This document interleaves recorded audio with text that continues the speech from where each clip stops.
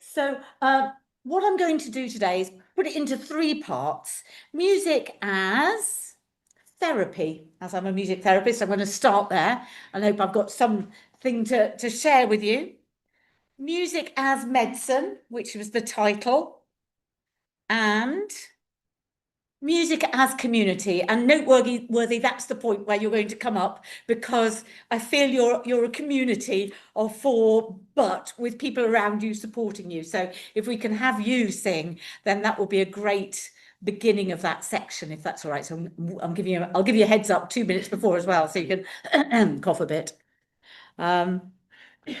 So when I was, oh, thank you very much. Sorry, I took them off your That's very, I was just thinking, where am I? Whether you can speak without notes. Well, I could try. So when I was thinking about this and how my week had gone, I thought, you know what? I would have liked my week to have been like this. Let's hope it works.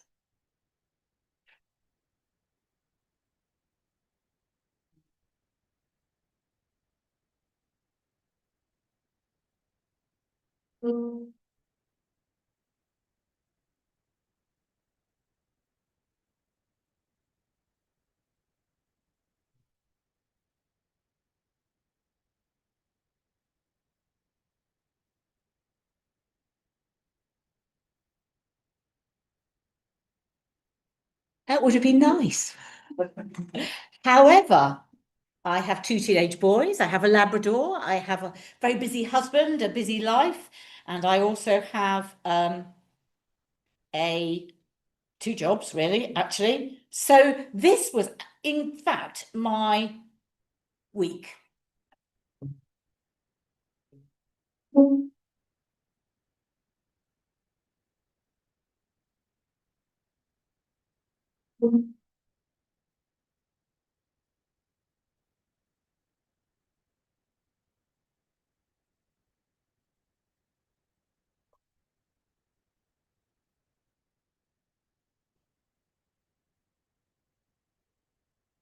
So now I'm seeing some smiles there, as if you kind of think, yep, I've been there, I've got the t-shirt, I have done that. But I didn't tell you, I didn't use words. And I thought, well, that's how I'll start. And then I thought, well, what do I put in? I'll put chaotic into my Spotify, and it came out chaotic orchestra, and that's what I chose. But it was really interesting because then I went down a rabbit hole and discovered all sorts of other chaotic pieces.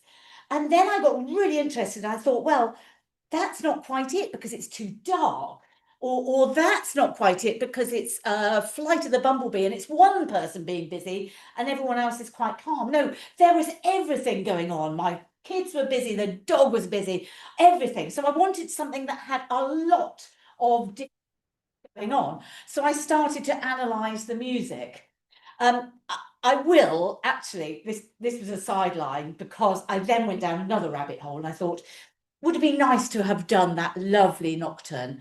That would have been nice. It would have been lovely to, in the end, it turned out to be the Firebird, Stravinsky.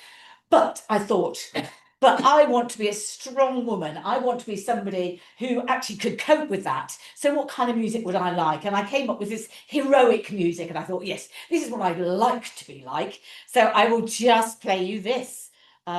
This is what I wanted to be, okay? And I tell you who I wanted to be. I wanted to be the horn player. So listen out for the horn player and I will explain.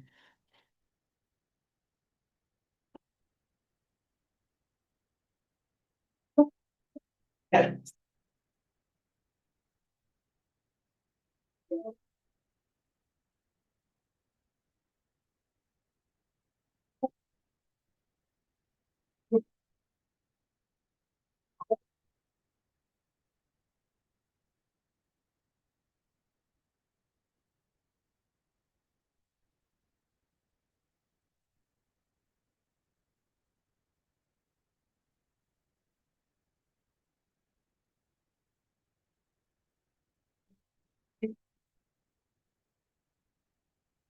I've got some people who know exactly what it is. Yes, yes. So I knew there'd be somebody. I've got teenage boys. That theme is called I Am the Doctor. which I just thought would be perfect. Why did I like being the horn player? Well, horn players in film music, the trumpet or the horn is often the hero. Okay, so if you go and listen, you will hear, particularly trumpets, they are designated the horn, the hero. And there's a strength about that horn player. They just keep going, even though everybody else is in, if you know music, 7/8 time, completely chaotic, but I'm holding that line. I'm there, and there's nothing stopping me. And then I quite like the oboe giving that little quirk at the end, because as much as I might feel I'm a hero, I quite like to have a little quirk in me as well. That's who I'd like to be. I am the Doctor. By the way, can I just say I'm not a doctor of any useful quality at all. And I made that very clear when I was on a plane recently. So there we go. Now, that's how I was thinking about music today. And I wanted to ask you, when do you listen to music? Why do you listen to music? Do you listen to music when you're ironing because you're thinking, oh, I need something to distract me? And what is it that you choose, and why do you choose it? Do you listen to music in the shower and sing your heart out? Do you go into a car and nobody's listening, so you are going for it karaoke style? I think, well, I certainly do, and that music I had to make sure I was actually doing the speed limit, because I'm so I realized I just needed to stay at 30. Thank you very much, Alison. It's really important to think about it. Have you ever thought about what music you would choose if you were chosen for Desert Island Discs? I know I have. And then I could never make up my mind. I'd be terrible. I'd spend all the time deciding and not making that final decision. So music is through us all the way through, and it is incredibly powerful. So I want to just go on to the next slide, because I've already explained that music is very complicated as well.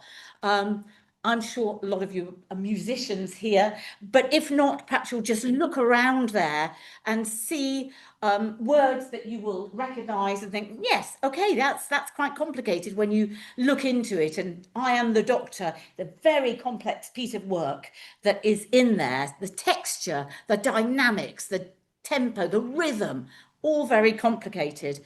So this bit about music as therapy, I want to ask you, what is your song? What is your tune? What is running through your life?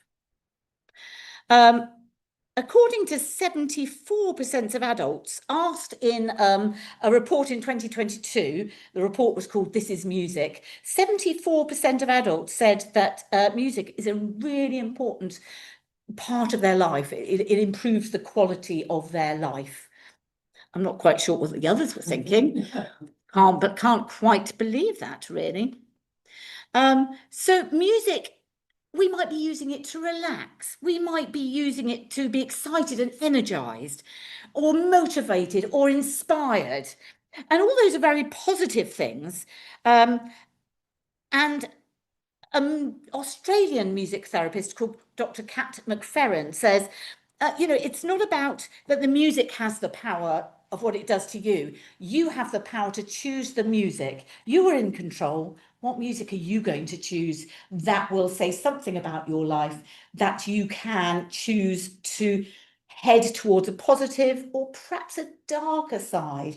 So I already want to talk about the fact that music can be incredibly positive, but it can be used in a darker capacity too. Now, Kat McFerrin works with adolescents, and she knows that music is everywhere and it's very accessible. We put them on our AirPods all the time, and that adolescents are forever listening to music. And she recognises that sometimes we listen to songs and music which is positive, and that will release dopamine. But we will also perhaps listen to music that creates tension and stress. And I don't know why I'm using these words that are to do with doctors, but cortisol. Am I okay with that word? Does that make sense? You're going to say yes. Okay, thank you. Stress levels. So we have to be very intentional about the music we listen to. So although I added this in and the benefits of listening to music, reducing stress, improving memory, sleep, pain management, improving motivation and improving mood, sometimes you can listen and get stuck into a darker piece of music. And Kat McFerrin, who works with younger people with mental health issues, says this is really an interesting and difficult situation.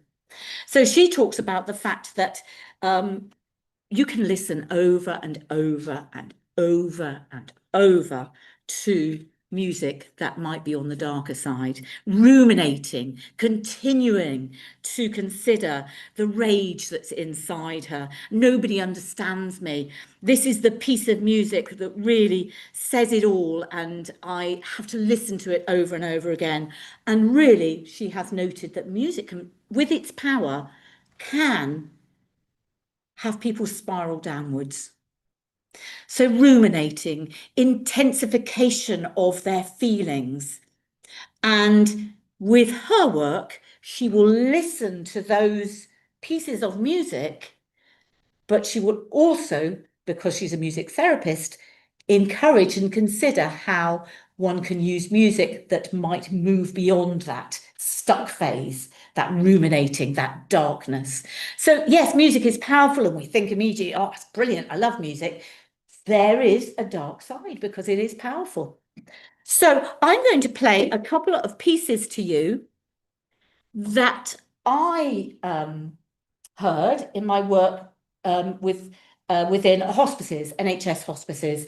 And here were two people who decided they wanted to play to me how they were feeling. And it's really important as a therapist to take that and really listen to it. So here's the first one. And this is a woman who had mental health issues and also had a diagnosis of cancer. And she was very lonely. And this is how she felt. Screaming.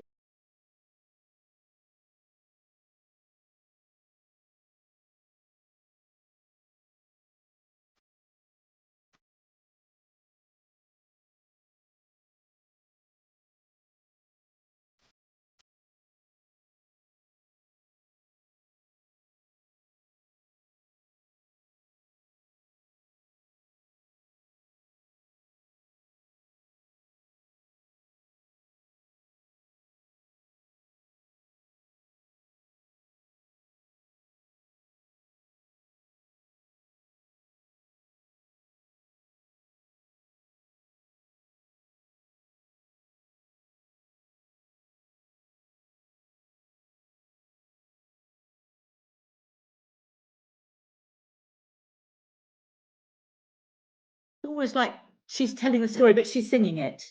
So it's a speech, but it's a someone. And it keeps coming back, which is that rumination. Last night, last night, last night. So she's stuck, and I had to work with her to see how we could find ways to use music to break through into something that was more positive. And here's another person who had, sometimes I do this, but I'll tell you now. This person had a tumour behind her eye and she had headaches. And she said, the doctors asked me on a scale, sorry to do this, on a scale of 1 to 10, how intense is the pain? And is it stabbing? Is it throbbing? Is it aching? She said, but I can do that, but that's just words. This is how it feels. And she wanted me to play it very loudly. Again, I'll only play a bit. Sorry, it's not that. We've got fireworks again. Just have a listen to the words, but in a way, the words aren't important. They are important because she said the words are, I've tried so hard to be good. I really have. Why is this happening to me? Which is a fair point. She was young and she has got a tumour, an inoperable tumour. But listen to the music because that was the bit that really was intense for me. Oh.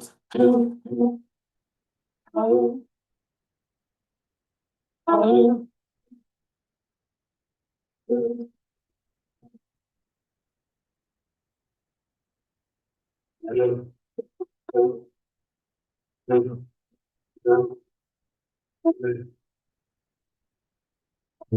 this pressure pouring out of my head. Get this pressure pouring out of my head. Feel it in work, you know I feel it in bed. Get this pressure pouring out of my head.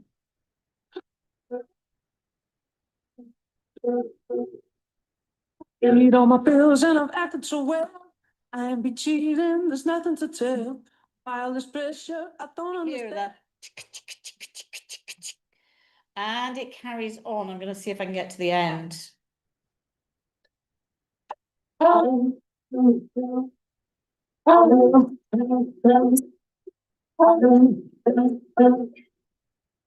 Get this pressure pouring out of my head. Get this pressure pouring out of my head. You know, pressure pouring out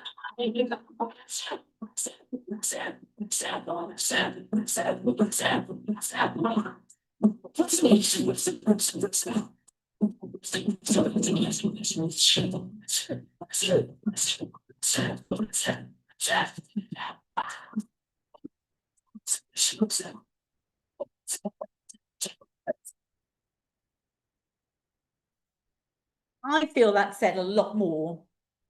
It was very loud in the room.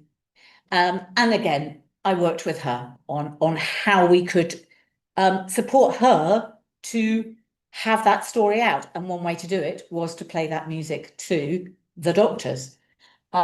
So I am now going to say that so using pre-composed music is really important in my work, but I also have encouraged people to do some songwriting.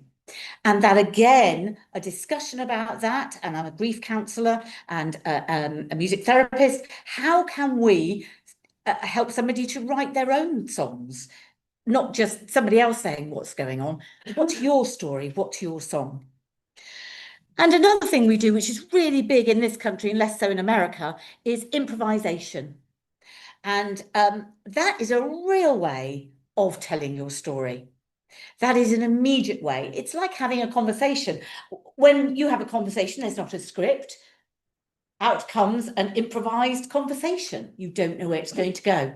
So here is a lovely short piece. That's about the hardest bit that I was going to talk about. It gets a bit more positive after that. Sorry to have gone so, crunched in. But improvisation is a really big thing. And here is a lovely, lovely piece of work with a music therapist, not me, and a child. It's non-verbal, but the communication is there and it is improvised.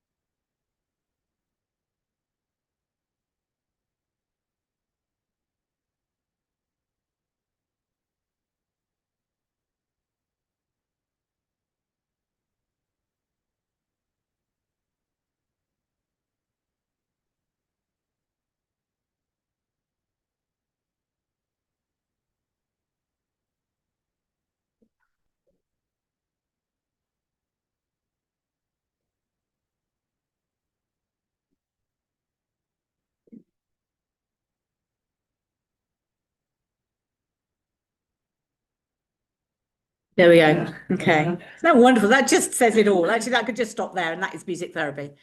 It really is. Sorry, you got the next thing. Absolutely wonderful. So let's now actually try and get out of that. Can we do that? Do we carry? Go to the next slide. Can I go to the? Yeah, I'll try that. Let's try. No, there they are again. There we go. Thank you very much. I knew something would happen. So, when music therapists work with improvisation, there is some likelihood that the musical language more directly reflects the emotional state of the people involved. So, we know that music is a linear time thing, and we know that emotions are a linear time thing. So, if you go along with your service user, your client, your patient, you will be walking along with them in their journey and their therapeutic journey.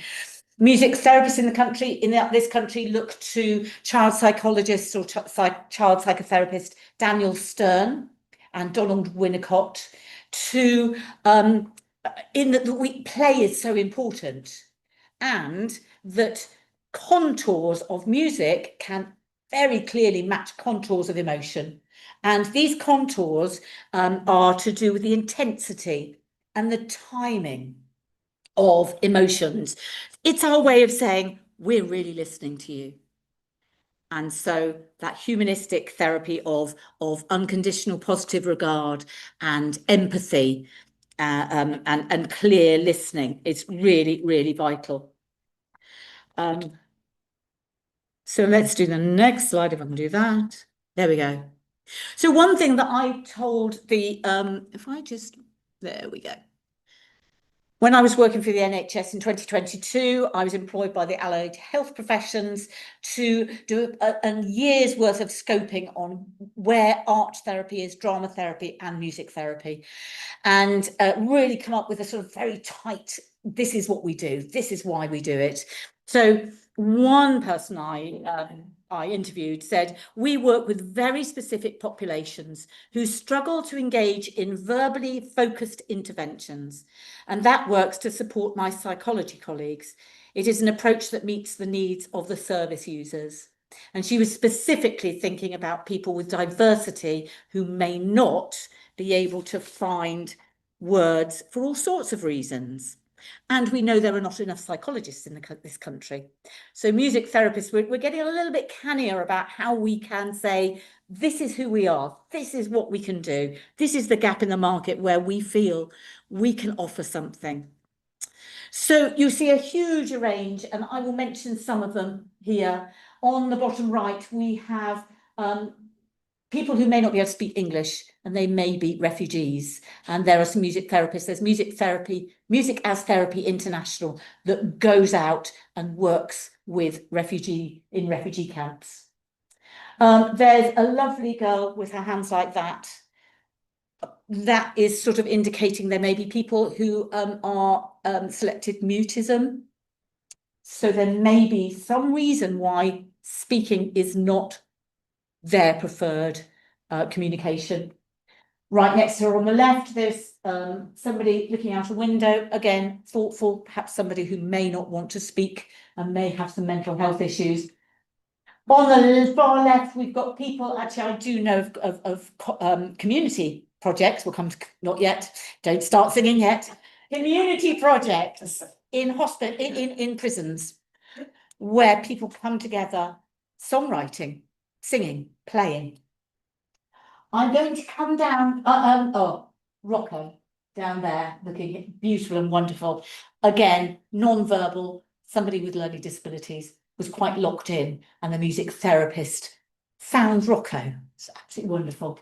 And then you've got somebody in NICU, neonatal ICU, and somebody with dementia. And I'm going to come back to those in a minute. There may be others as well, but those are the ones that I've mentioned so far. Oh, yes, I like this man. I love his face. He is, I took that from a YouTube clip of somebody who is, when music is there, he emerges. So this is, sorry, I can't do it if you may not see that word there.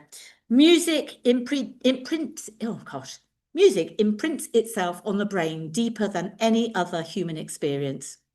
Music evokes emotion, and emotion can bring it with it memory.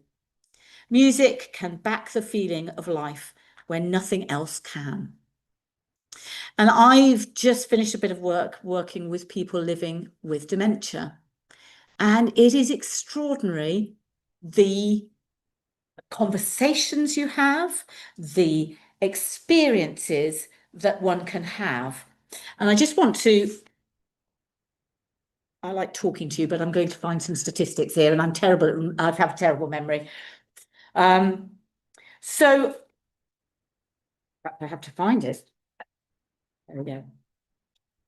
We know that music can unlock some memory, and that is wonderful.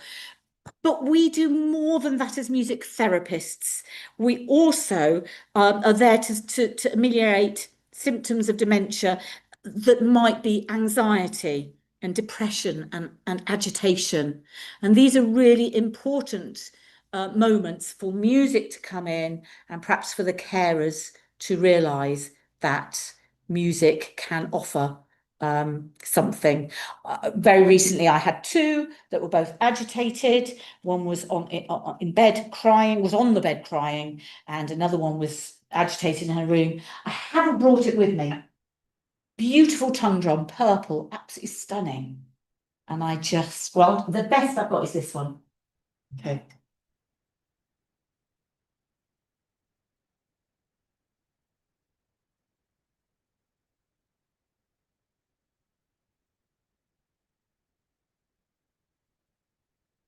Tongue drum I had quite a few different tones.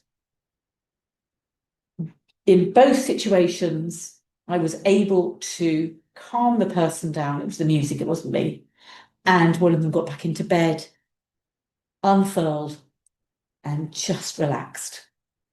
And really, I was singing a lullaby. I was singing as I might have sung to any age, really, because a lullaby just allowed her to relax, and she went back to sleep. And she was deeply distressed, and I had the same with the other person. And they didn't want to play, but they held it. They just held that, and it was beautiful to watch. So that's a Tibetan chanting bowl. You don't have to go to Tibet. Probably the market. So things that we know about music and dementia. We know, because we've sort of, there's research, and there needs to be so much more research. We know there's something called a musical bump, that people with dementia retain the clearest memories of music from their ages of approximately age 10 to age 30. So if you have somebody in their 80s, you might look back and say, hang on a minute, let's calculate the God, I'm not going to do this, 1960s, whatever. So I can sort of predict where that music might be. So we have a musical bump that stays in. Now, why does it stay in? Another thing that has been explored is that regions, I'm going to read this, regions of the brain associated with musical memory may overlap with regions relatively spared in Alzheimer's disease. So even if certain areas of the brain are badly affected by dementia, a person may still be able to understand and enjoy music. Music may help in the recall of information for people, similar in a way to mnemonics. And playing a musical instrument may be associated with lowered likelihood of developing dementia. There's been an interesting study in California where they've had twins. And so note this, everybody, because we're all getting there. Even if you're young here, people who play instruments later on in life, they had twins.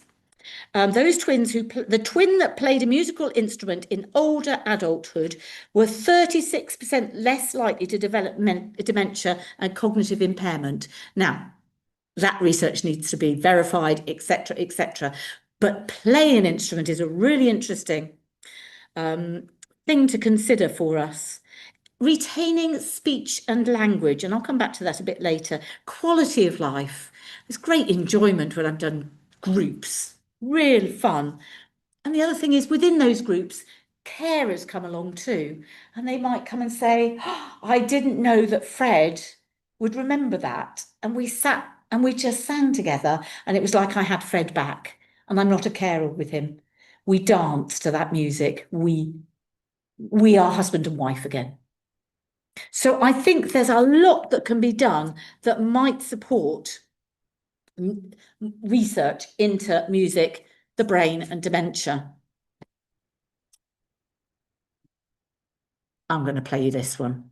Another absolute glorious moment.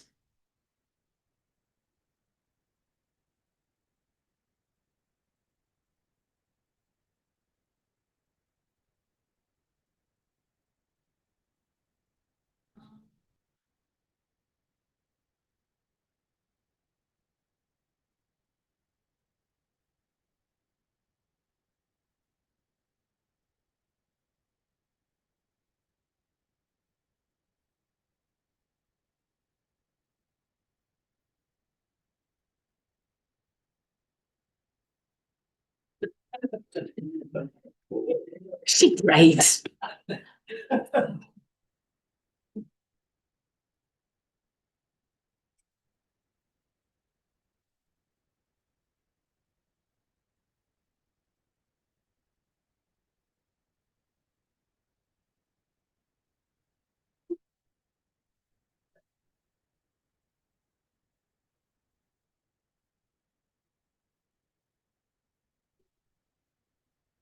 Great.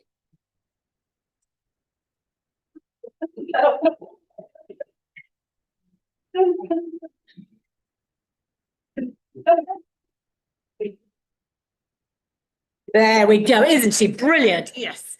Love her. Okay, so I'm going to keep, I might go back. Yeah, it's extraordinary, isn't it? I've had, it makes my day. No, we don't want, as much as I love her. It can do lots. Playlists are really great. There's so much more. It doesn't need to be music therapy. Playlists and community choirs, don't stand up yet, are really, really important. I keep telling you. Right, so we know that music and the brain, there's lots of research. Neurologic music therapy is a really interesting recent development from 2005-ish. Now we can look into the brain a bit more. We can see that the brain lights up when music is involved. And the more you're involved, the more you will actually, the brain will light up. So don't just listen to it, play it. Okay, absolutely play it. We will in a minute. And we sort of know this. So neurologic music therapy, here we go. Here's the next slide. Just wondering where I am. I'm showing you this, and really these are areas that were way beyond me, but because I'm not really a neurologic music therapist, but if you can see that it's tactile, you listen, you have memories, you're involved in reading music, you're dancing, there's movement again, there's emotional reaction, there's controlled behavior, there's so playing an instrument, the more complex it is, the more you'll sort of engage more of yourself, and it's connecting both sides of the brain. Okay, so here's a little thing. By the way, I've put lots of instruments out here, so afterwards you can have a little look if you'd like to. So I'm going to have a little brain thing here. Okay, so we're going to just go clapping because I like when I do these, I like to do circles, but we're going to just do it as clapping. So we're just going to do it really simple. So when I say one, you clap once. When I say twice, you clap twice. Not once at the moment. So 1, 2, 2, 1, 1, 2, 1, 2. Brilliant. Oh, what a collective audience. Well done. Right, all musicians now. Right, now I'm going to do it, then I'm going to say 1, but you're going to do 2, okay? And when I do 2, you do 1, okay? So if I say 1, you're going to go clap. And if I say 2, you'll just go. Okay, good so far. And we're going to get that beat going. I know it's stressy, isn't it? It's so stressy. Here we go. 1, 2, 1, 2, 2, 1, 2, 1, 1, 2, 1. Good. Okay. It takes a little moment, but you do it. Okay. So this time, talked about mnemonics. I have my son in here. So we're going to do pear, apple, pineapple, watermelon. Okay. Pear. This is real kid stuff, isn't it? Yeah. Yeah. Look at that stuff. Pear. That's one. Oh, yes, pear. Well, it's one, isn't it? Pear. Apple. So, apple. Pineapple. Watermelon. Okay, good. Okay, let's just check we can do this. So it's 1, 2, and then 3, and then 4. So, pear, watermelon, and pineapple. Good, wonderful. I'm going to speed this up now. Apple, apple, pineapple, watermelon, pear, pear, pear, apple, watermelon. Good, lovely. So you have to think. I'm not. Now I'm exhausted and need to lie down. So it's just that's so simple, but you have to think the whole time. And there are lots of things you can do with drumming circles where you say one thing and they have to do something else.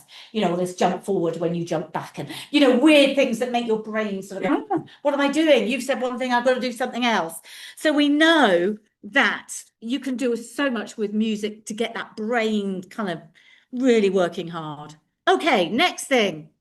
So there we go. I've talked a bit about memory because we've done dementia. Motor control, well, you were clapping beautifully. Attention, you paid attention. Well done, you. Emotions, that wasn't very emotional, I'm sorry, but we have talked about that earlier. Perception, you were looking. Language, I suppose you're listed. Pineapple, that's a language, isn't it? There we go. And executive function. All of those things are with the brain, and all of those things can be explored with music therapy, neurologic music therapy. So again, here's 2 short things. We're getting there very soon, okay? Just warning you. Okay, so here we go with neurologic music therapy. A lot of it happens in America. I actually trained in America on this, but I've not practiced it in this country yet.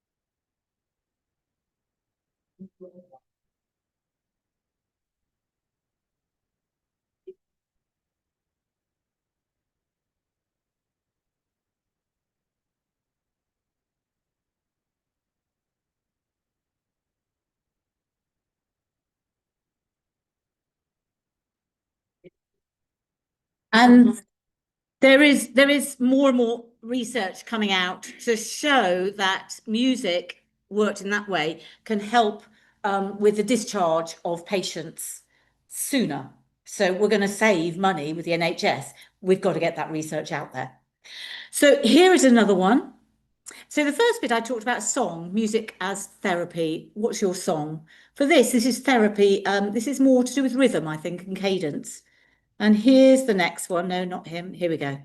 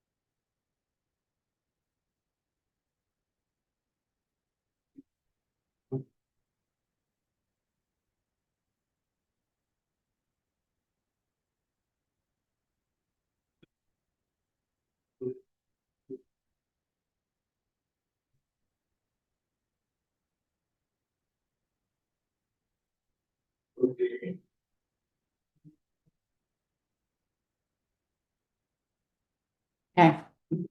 So obviously we're working with speech and language therapists, physiotherapists, and the way forward is quite dramatic. I'm going to show you a little bit more, and then it's you, okay? And I'm only going to show a bit of this. It's absolutely wonderful music therapy, just a bit, and then I'll do 2 sentences about it, and then we'll hear you again.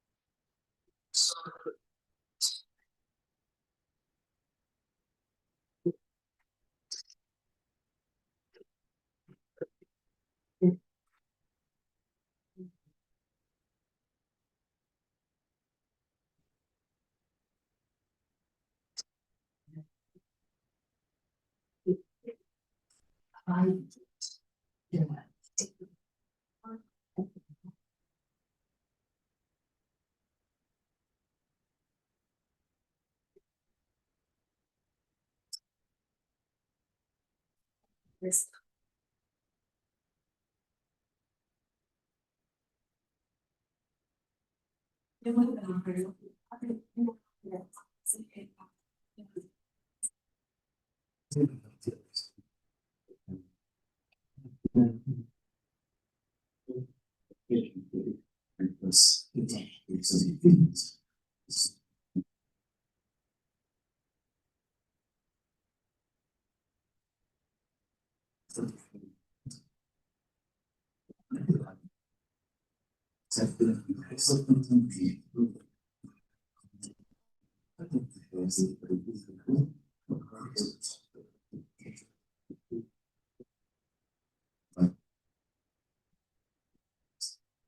There we go. I'm going to stop there because I know we're running out of time a little bit. What I would say is they've also, just further on in that, they've discovered that when a child is very prem, they haven't got the sucking capacity because they've been tube fed. So how are they going to learn to suck to be able to take in food? We know that sucking is a rhythmic thing. So if you get a music therapist in to help with the rhythmic quality of sucking, babies pick that up incredibly fast and again are released from hospital faster because they've worked out how to feed, so they put on weight. So it's kind of an interesting way forward, and lots of experiments and research has been currently being done on that. Brilliant, thank you, Alison. Delightful. I'm going to stand here. Is that all right? Just next to you. I want to ask you. I don't spoil your Tibetan instruments description like that. So before we proceed to the thanks for tonight's wonderful talk, interactive talk, I'm sure you'll agree, with some marvellous videos, I'm just going to ask for questions from the interactive audience of a musical or non-musical nature. Have you got any questions for Alison? Hello. Hi. Oh, you probably are you say, or shall I well, do- you can take charge of this. If you could stand here, actually, Yes. because people on Zoom can then see you. Hello. And this is People. Dr. McLaren, an eminent orthopedic Hello. Hi there, everybody. In which category of referral you enjoy or have enjoyed treating the most and why? It's a great question. Yes, because I'm really old and I've been doing it for 33 years, so it's a long time. My passion is working with people with significant learning disabilities. What I really enjoy is getting into that Daniel Stern, working on non-verbal. Where is this person? What are they saying with their body language, with their facial expression? And if actually soon a piece of video is going to come out from North Yorkshire Music Therapy Centre, and which I can just, and it will, I'm just going to put that, there we go, so you can see who we are. A lovely, lovely piece of work with somebody, oh goodness me, it's coming up.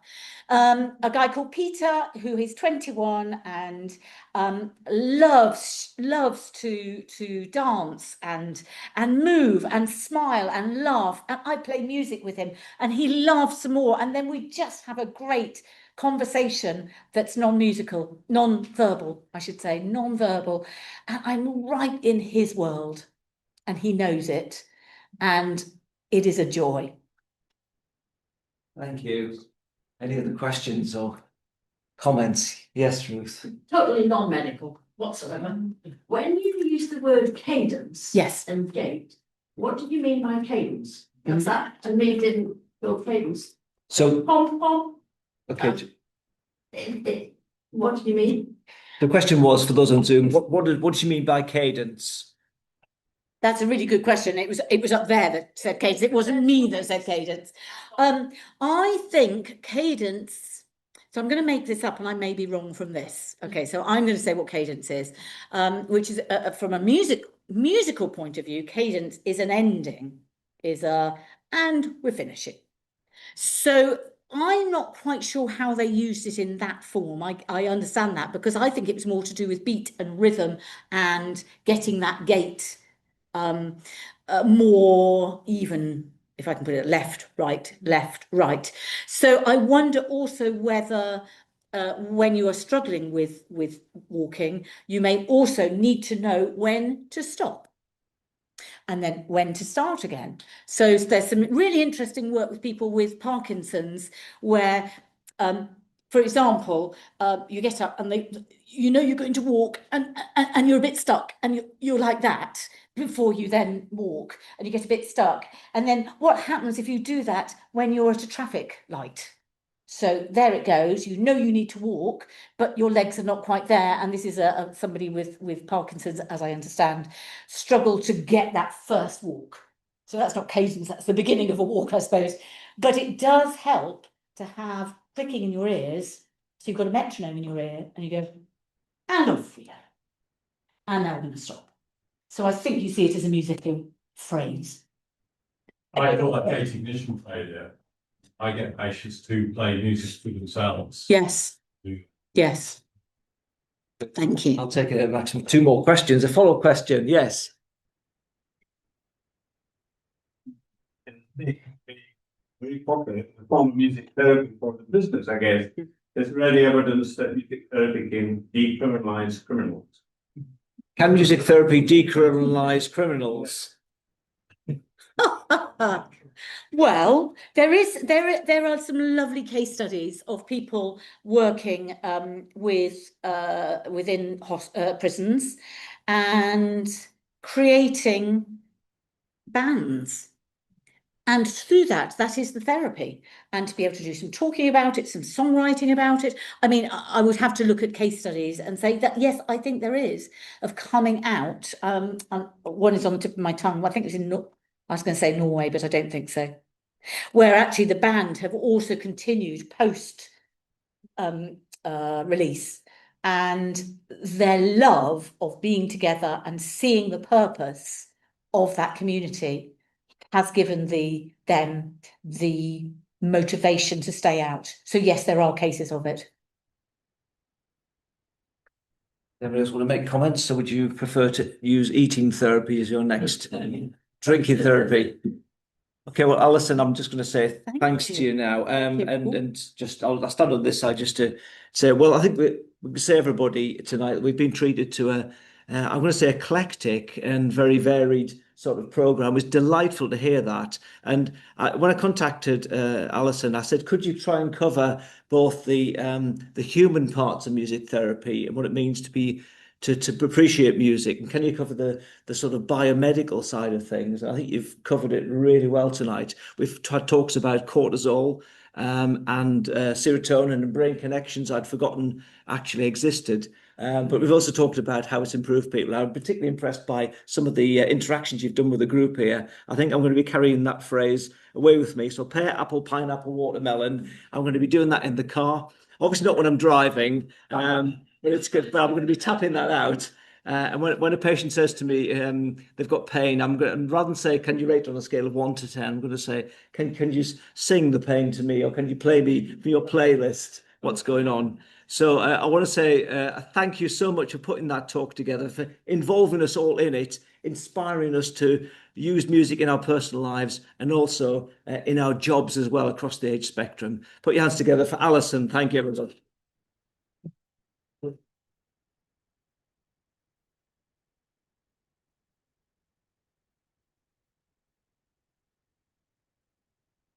I've just got one more announcement. First of all, those people